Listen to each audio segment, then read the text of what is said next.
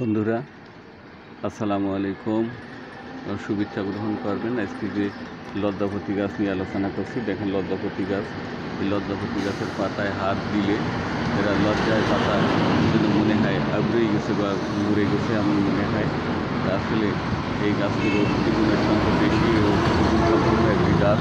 এর সর্দি, কাশি, হাঁপানি, গ্যাস্ট্রিক, আমাশা, আলসার, নাকের রক্তক্ষরণ, পাইলস থেকে শুরু করে যে কোনো ধরনের কফ নির্মূল করা থেকে শুরু করে সব ধরনের রোগে এক কথায় বলা যায় এই গাছটার যে ওষুধি গুণ সেটা অত্যন্ত গুরুত্বপূর্ণ এবং ক্ষত সারাতে এই গাছের রসের বিকল্প নেই। ক্ষত যে কোনো ধরনের ক্ষত সারাতে এই গাছটা অত্যন্ত কার্যকারী এবং এর রস যে কোনো ধরনের ক্ষতই লাগাইলে ক্ষত সেরে যায়। বন্ধুরা, এই গাছটার যে এই যে পাতা দেখুন, পাতায় এই ডাঁটা, ফুল সব কিছুই ঔষধি গুণ।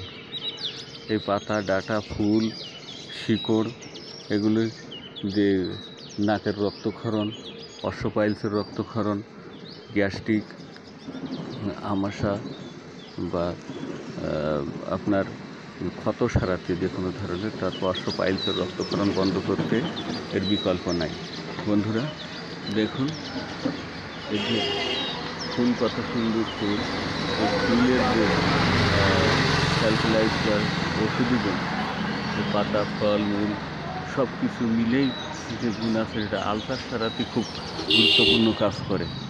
আলসার এবং এর যে পাতা, এই ডাঁটার ছাল, এগুলো মিলেই সব কিছু মিলেই যদি আপনি বেটে আপনি সেক্সুয়াল রোগের ওষুধ তৈরি করা যায় এবং সব মিলেই শিকড় দিয়ে আপনার ওষুধগুলো সম্পূর্ণ যে গাছটি আমরা সংরক্ষণ করব এবং ওষুধ হিসাবে আমরা এটাকে ব্যবহার করব। বন্ধুরা, আজকে এই পর্যন্ত। আমার এই ভিডিওটা যদি ভালো লাগে তবে লাইক করবেন এবং আমার পাশে থাকবেন।